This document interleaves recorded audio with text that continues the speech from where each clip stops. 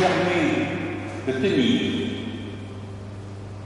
la sagesse qui nous dirige, la paix et l'harmonie dont nous avons besoin, et le sourire qui nous ouvre à ce monde, nous sont donnés par la présence que Dieu renouvelle toujours en nous. Levez-vous et invoquons le Seigneur notre Dieu.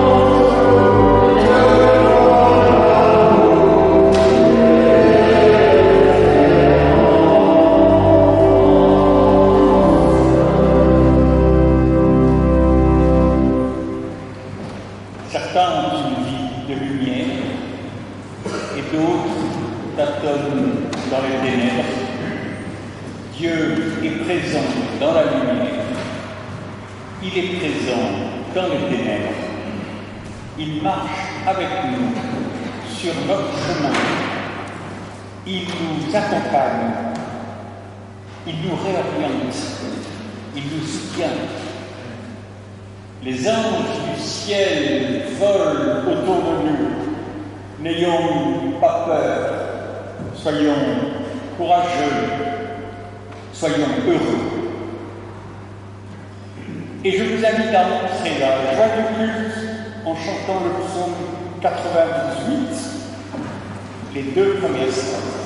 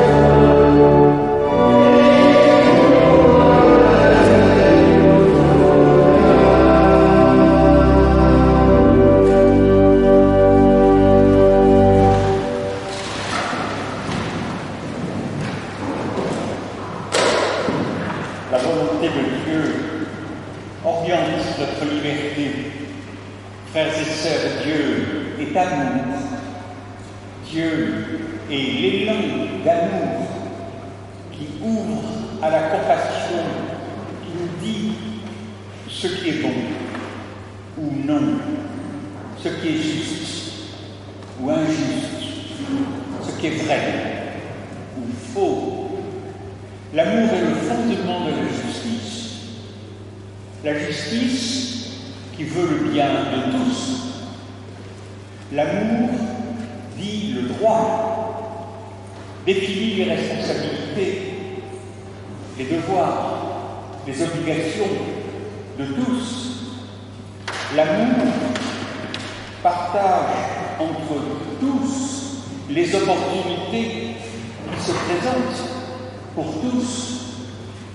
L'amour est la justice que l'on met en œuvre dans la vie du monde.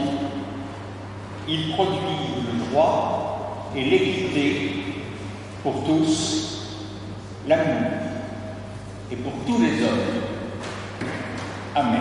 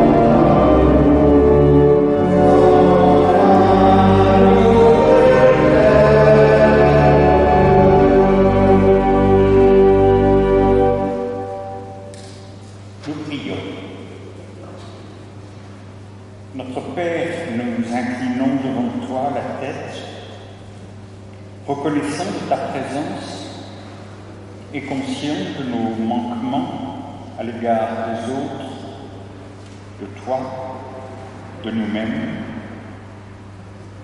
et nous la redressons, sensibles à la chaleur de ta présence. Il est vrai qu'avec toi, nous respirons mieux. Nous reprenons notre souffle, notre santé morale, notre paix, notre vie. Renouvellons-nous la vie de tes enfants et le parfum de ton amour qui chasse les miasmes et les odeurs en nous et notre monde, par Jésus-Christ notre Seigneur. Amen.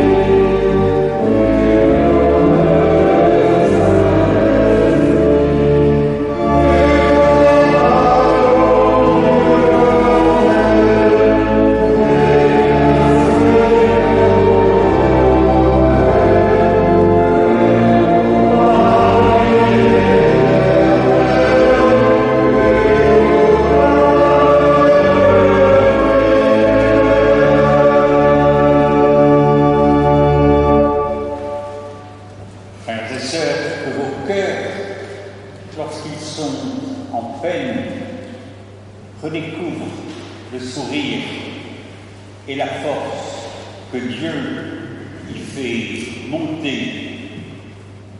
Dieu est avec vous dans l'obscurité, comme dans le soleil, dans le bien-être, comme dans le manque. Dieu est avec vous dans tous les instants de votre vie. Levez-vous et chantons-lui notre reconnaissance.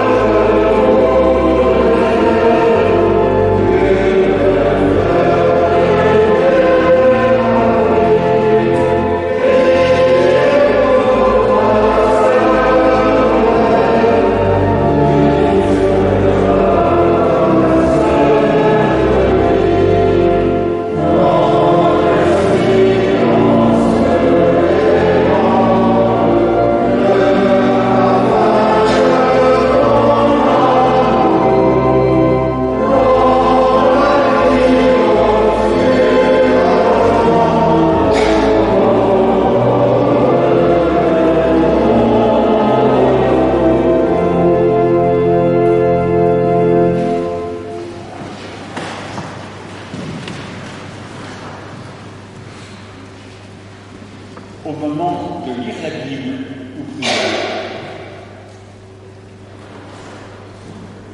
Ô Dieu, toi qui nous parles dans le silence des déserts, dans la verdure des collines, dans le mystère des forêts, sur l'océan et dans les montagnes, parle-nous aussi de ta voix qui murmure au fond de nos âmes.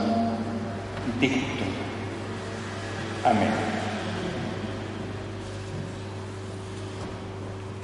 Écoutez, frères et sœurs, la parole de Dieu telle qu'elle peut vous parvenir lorsque je lis dans l'Évangile selon Luc au chapitre 10 la grande parabole du bon samaritain et puis le petit dialogue de Marthe et Marie qui me semble aller bien ensemble à la suite l'un de l'autre et qui, sans aucun doute, nous montre d'une certaine manière comment vivre de la vie du Saint-Esprit qui est en nous. Parce que vous savez que les récits des évangiles ont été écrits après Pentecôte, comme une illustration de cette présence du Saint-Esprit en nous. Présence qui se révèle dans ces deux textes. Un docteur de la loi se leva et dit à Jésus pour l'éprouver, Maître, que dois-je faire pour hériter la vie éternelle? Jésus lui dit, qu'est-il écrit dans la loi? Qui lis-tu? Il répondit, tu aimeras le Seigneur ton Dieu de tout ton cœur, de toute ton âme, de toute ta force et de toute ta pensée, et ton prochain comme toi-même. Tu as bien répondu, lui dit Jésus, fais cela, et tu vivras. Et lui, voulant se justifier, dit à Jésus, et qui est mon prochain? Jésus reprit la parole et dit, un homme descendait de Jérusalem à Jéricho, il tomba au milieu des brigands qui le dépouillaient, le chargèrent de coups et s'en allèrent, le laissant à demi-mort. Un prêtre qui par hasard descendait par le même chemin, ayant vu cet homme, passa outre. Un lévite qui arriva aussi dans ce lieu, l'ayant vu, passa outre. Mais un Samaritain qui voyageait, était venu là, fut ému de compassion. Lorsqu'il le vit, il s'approcha, banda ses plaies en y versant de l'huile et du vin, puis il le mit sur sa propre monture, le conduisit à l'hôtellerie et prit soin de lui. Le lendemain, il tira 2 deniers, donna à l'hôte et dit, aie soin de lui, et ce que tu dépenseras de plus, je te le rendrai à mon retour. Lequel de ces 3 te semble avoir été le prochain de celui qui était tombé au milieu des brigands? C'est celui qui a exercé la miséricorde envers lui, répondit le docteur de la loi. Et Jésus lui dit, va. Et toi, fais de même. Et comme Jésus était en chemin avec ses disciples, il entra dans un village. Une femme nommée Marthe le reçut dans sa maison. Elle avait une sœur nommée Marie qui s'étant assise aux pieds du Seigneur, écoutait sa parole. Marthe, occupée à une grande diaconie, survint et dit, Seigneur, cela ne te fait-il rien que ma sœur me laisse seule pour servir? Dis-lui donc de m'aider. Le Seigneur lui répondit, Marthe, Marthe, tu t'inquiètes et tu t'agites pour beaucoup de choses. Une seule chose est nécessaire. Marie a choisi la bonne part qui ne lui sera pas ôtée. Que Dieu bénisse pour nous la lecture de la Bible. Et je vous invite à chanter le cantique 46, 05, et nous avons chanté la première strophe comme cantique spontané. Je vous invite à chanter les strophes 2 et 3 maintenant. Levez-vous et chantez.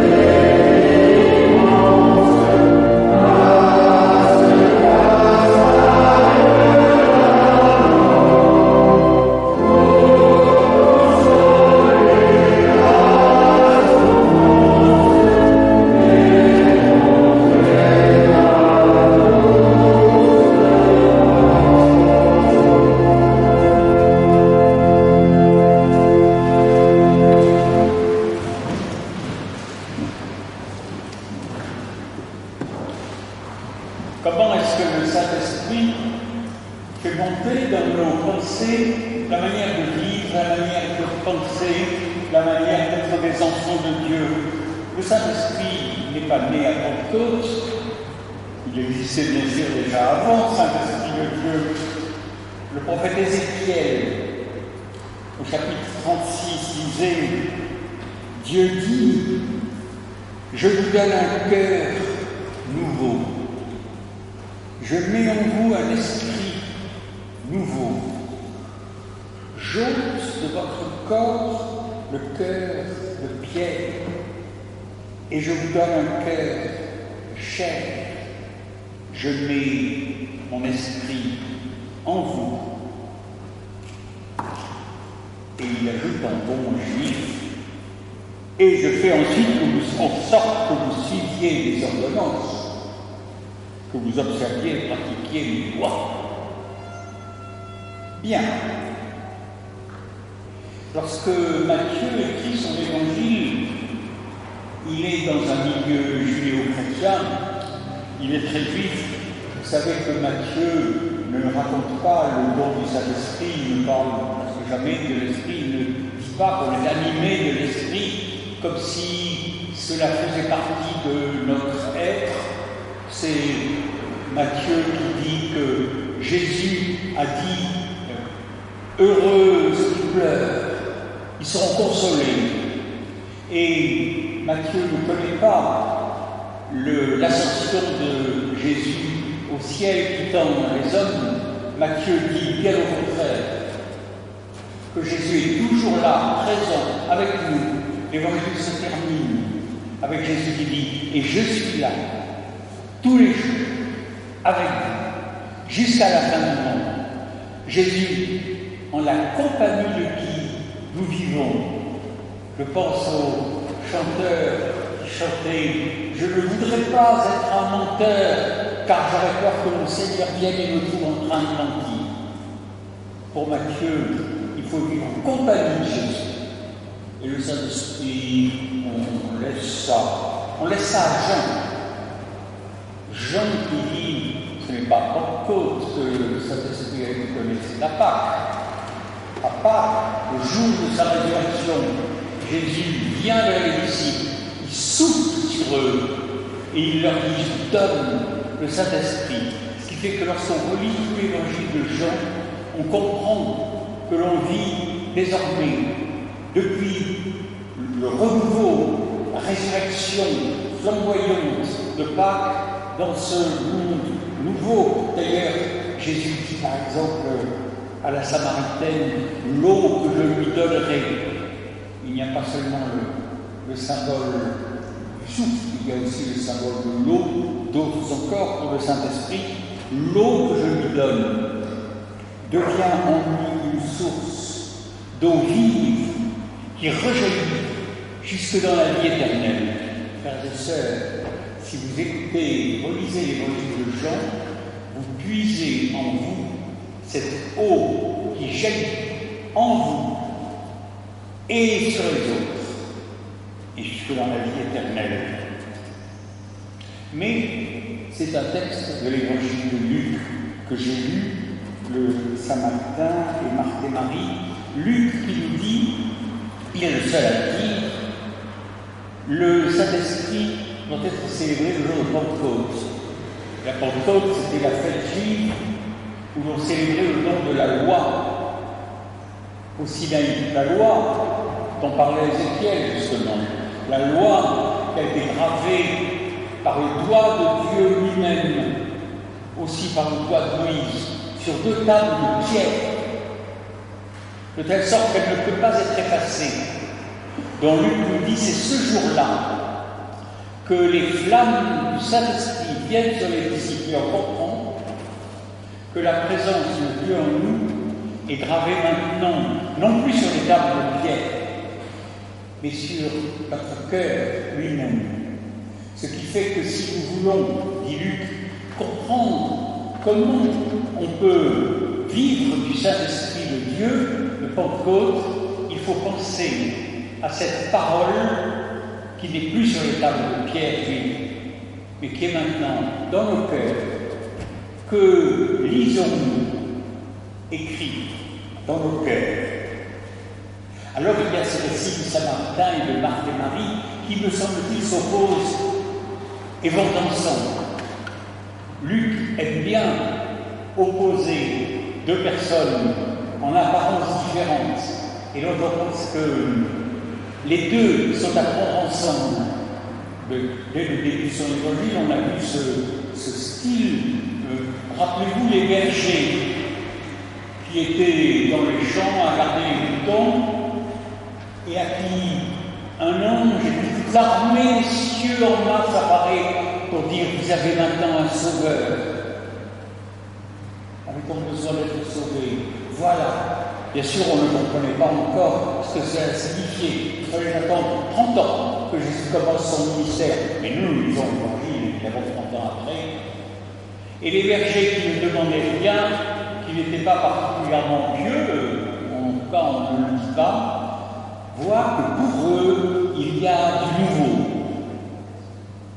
Et c'était au cours du même voyage que Joseph et Marie, après avoir été avec elle, étaient à Jérusalem, et que le même message de l'arrivée d'un sauveur inattendu était là, donné à Siméon, le vieillard si fidèle, le vieillard qui était un exemple, un modèle de vertu religieuse dans le temple de Jérusalem, un homme religieux comme ni vous ni moi ne pouvons penser l'être. Et puis la vieille prophétesse Anne, qui passait tout son temps dans le temple de Jérusalem, même la nuit, alors que les bergers la nuit gardaient leurs moutons. Anne, dans le temple, la nuit, priait. Et c'est le même message, la même nouveauté dont Luc nous dit: Siméon, Anne, si pieux, si exemplaire, les bergers, dont on ne sait rien, leur est donné à tous. Est-ce qu'un message de renouveau est pareillement donné à ceux qui vont au temple? Il a raison. Et à ceux qui ne l'ont pas, ils ont bien tort. Et pourtant, la même parole de renouveau doit leur être adressée dans un langage qu'ils puissent comprendre, parce que Dieu justement est là pour tous, pareillement. Siméon, Anne, les bergers, ensemble, s'y opposaient. Évangile de la grâce, Luc dit la même chose sur la route de Jéricho. Rappelez-vous, un mendiant si pieux, si fidèle, il n'a même pas de nom parce qu'il représente tous les croyants qui voulaient voir parce qu'il était aveugle, et qui dit: fils de David, aie pitié de moi. Kyrie eleison, le seul mot en grec de la messe catholique qui est prise dans le Nouveau Testament grec. Kyrie eleison, Seigneur, aie pitié. Quel exemple! Et il voit. Et à Jéricho même, Zachée, collecteur d'impôts, dont toute la foule disait: c'est un pécheur, ce là. Il voulait voir Jésus, il montait sur son sycomore pour voir passer Jésus, il voulait voir. Et il a vu, puisque Jésus lui a dit: Zachée, je viens demeurer dans ta maison. L'aveugle a vu, Zachée a vu. L'un était pieux et fidèle, l'autre était un pécheur. Et la même présence de Jésus a été donnée à tous les deux. Luc aime ce genre d'opposition littéraire. Et il me semble que c'est exactement ce qu'il fait avec ces deux textes qui ceci s'opposent comme deux faces d'une même monnaie, le Samaritain, qui est le prêtre et le culte, puis Marie avec Marthe.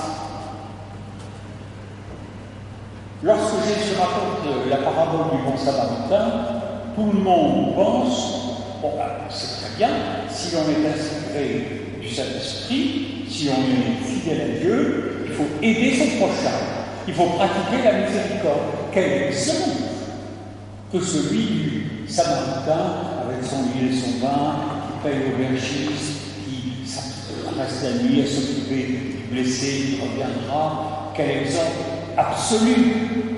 Eh bien, fais cela.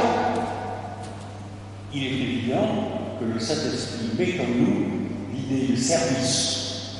Aime ton prochain, et cela plaît à Dieu.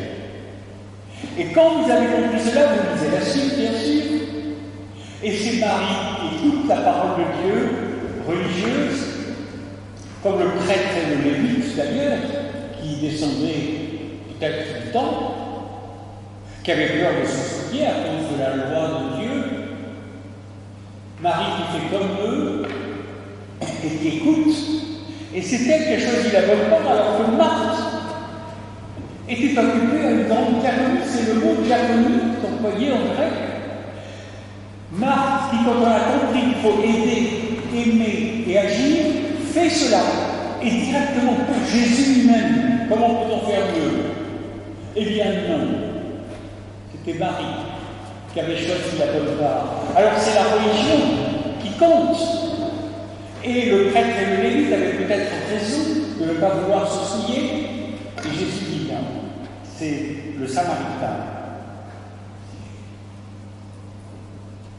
Il y a du Saint-Esprit dans l'attitude étonnante du Samaritain. Vous savez, les Samaritains qui étaient mal vus des Juifs parce qu'ils ne lisaient pas le texte qu'il fallait, ils n'avaient pas la notion d'aller au temple de Jérusalem, ils allaient au temple en Samarie. Eh bien, ce Samaritain-là a compris ou a inconsciemment vécu la vie que Dieu donne à tout le monde, aux blessés. En l'occurrence, Dieu, source de l'amour qui aide, de la compassion qui fait qu'on se préoccupe de ce que l'autre puisse vivre, de la vie de Dieu, puisque Dieu est la vie. Il a compris, ou il a vécu inconsciemment, qu'être fidèle à Dieu, et s'il ne pensait pas à Dieu, être fidèle à son destin, à sa nature humaine, c'est d'aimer pleinement. Le Samaritain, qui parce qu'il a aimé pleinement, peut être considéré comme un modèle, puisque Jésus dit « va et toi fais le même ». On ne te demande rien de plus. Aime et puis voilà. Et si je ne crois pas tout ce qu'il faut croire, et si je ne fais pas tout ce qu'il faut faire, et si je n'accomplis pas tout ce que la loi de Dieu dit, eh bien, si tu aimes, on ne te demande rien de plus. Le Saint-Esprit en nous, c'est de nous faire voir les gens et agir pour qu'ils vivent. Le Saint-Esprit en nous réoriente, nous fait quitter le chemin du droit pour faire un crochet vers celui que l'on voit et qui est un blessé, dont il fallait s'occuper, parce que Dieu fait monter en lui sa vie aussi, et que c'est à nous de la mettre en pratique. Le Saint-Esprit qui donne la force d'affronter le mal, les souffrances, les angoisses, continuons, les dépressions, les malheurs de toutes sortes. Si quelqu'un est solitaire, il faut qu'on se tourne vers lui. Si nous sommes solitaires, il faut que nous devenions le prochain de quelqu'un.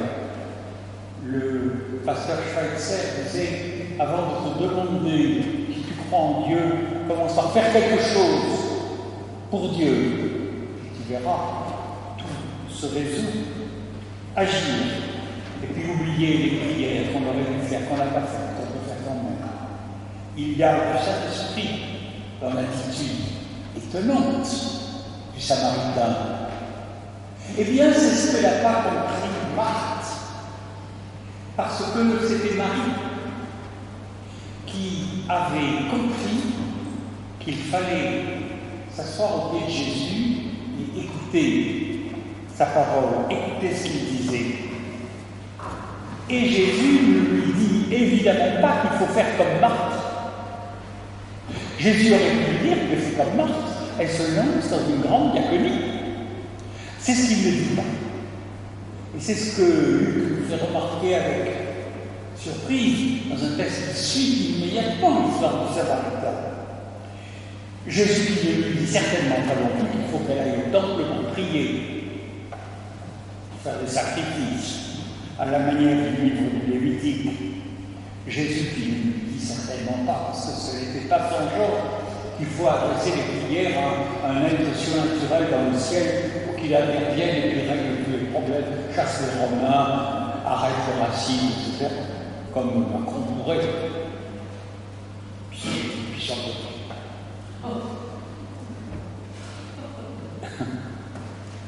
Jésus lui dit sans aucun doute que le souffle du Saint-Esprit se mêle à son souffle, à elle, Marie, que la force du Saint-Esprit se mêle à sa propre force, elle, Marie. Jésus lui dit certainement d'ouvrir son cœur à cette présence intérieure, cette parole de salut, de renouveau, de libération, de résurrection, comme disait Jean, de paix et de fraternité. Jésus lui dit certainement de prendre conscience des flammes de la Pentecôte qui écrivent la volonté de Dieu dans son cœur, et non pas dans les tables de pierre de Moïse, une eau qui jaillit jusque dans la vie éternelle, comme disait Jean. Écoutez la parole et oubliez l'action qui est inclue dans la méditation. Être à la fois, si vous voyez ce que veut dire Luc, comme le Samaritain qui a vu que tout était dans l'action du salut prochain de soi, et comme Marie qui écoute cette parole de vie, et puis ne surtout pas être comme le prêtre qui est si religieux ou le lévite qui font tout bien et qui ne voient pas leur prochain, et surtout ne pas être comme Marie qui passe son corps pour la popote, même si c'est bien utile, parce que ce n'est pas là la parole essentielle. Frères et sœurs, le Saint-Esprit en nous qui fait que l'on peut respirer à travers nos masques, c'est d'être comme le Samaritain et Marie, à la fois, et surtout pas comme le prêtre et Marie, à la fois. Quelle horreur. Amen.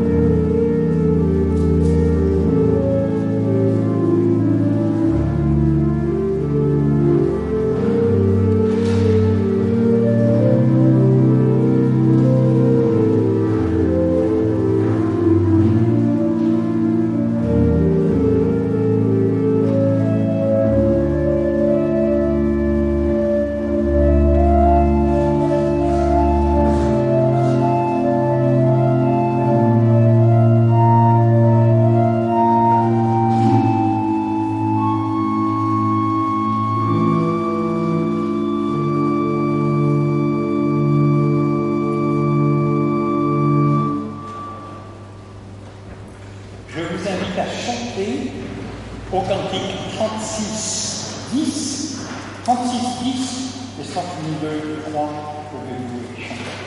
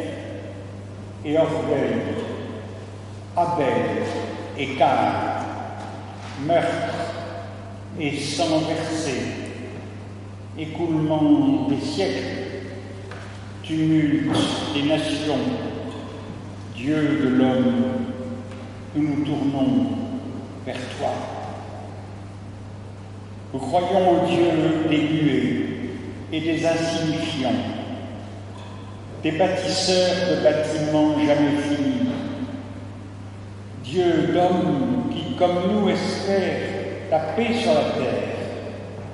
Ô Dieu, nous nous tournons vers toi.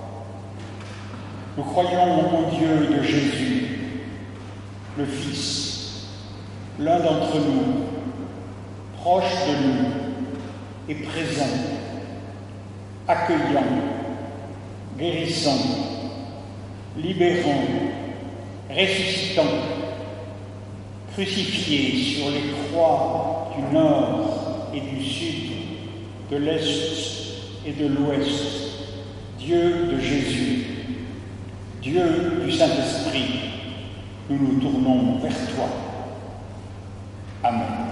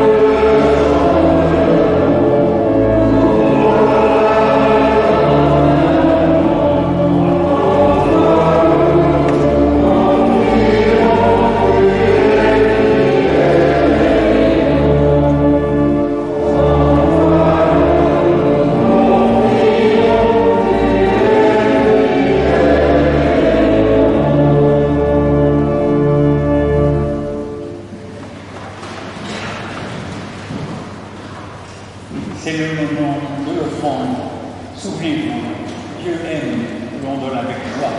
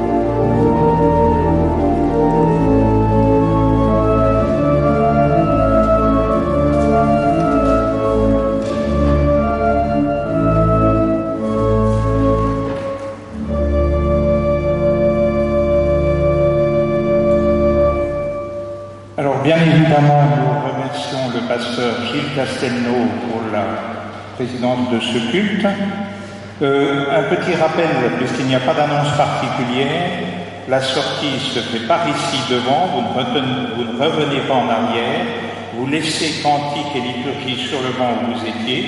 Évidemment, vous faites attention les uns par rapport aux autres en termes de sortie pour ne pas être collés les uns contre les autres. Je vous remercie.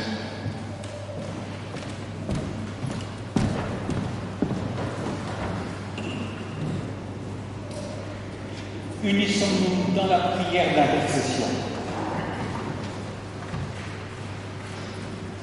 Notre Père, nous marchons au milieu des déchirures de ce monde.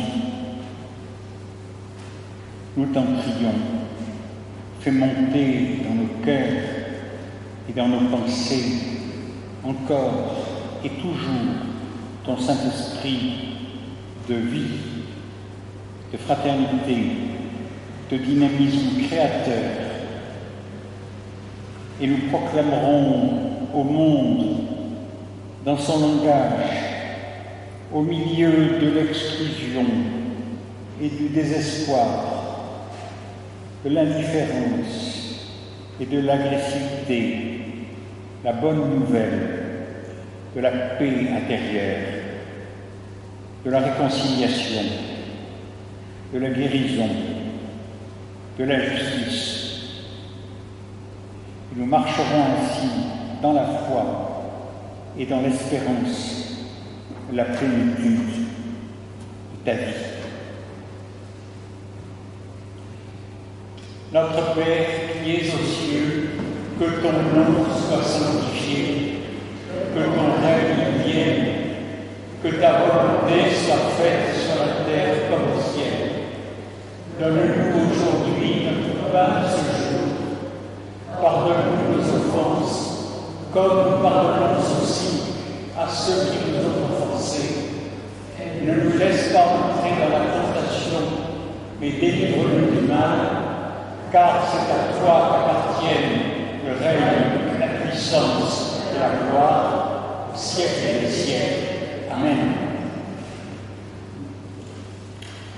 Frères et sœurs, levez-vous pour recevoir l'exhortation et la bénédiction de la part de Dieu. Même si tu sens la fatigue, Dieu est avec toi, recommence. Même si une erreur te fait mal, même si on ignore tes efforts, même si tu te sens incompris, même si les larmes de l'échec te brûlent les yeux, Dieu est avec toi, recommence. Même si l'injustice te semble avoir toujours le dessus, Dieu est avec toi, recommence. Même si les autres abandonnent, Dieu est avec toi, recommence. Recommence comme Dieu, chaque jour, chaque année, avec joie. Recommence avec confiance et amour. Recommence au jour de soleil, comme au jour de pluie, pour Dieu, avec Dieu, comme Dieu. Dieu est en toi. Recommence. Et recevez la bénédiction de la part de Dieu. Que votre route soit douce, que le vent vous pousse, que le soleil brille sur vous, que les pluies de saison arrosent vos champs, si vous en avez, et que Dieu vous conserve au creux de sa main. Amen. Je vous invite à chanter le 62-81. Il est si bien que nous chantons 2 fois. Il a été écrit pour qu'on se le chante mutuellement l'un à l'autre. Je vous invite donc à vous tourner l'un vers l'autre, les uns vers les autres, et à le chanter pour quelqu'un ou pour les autres, malgré vos masques.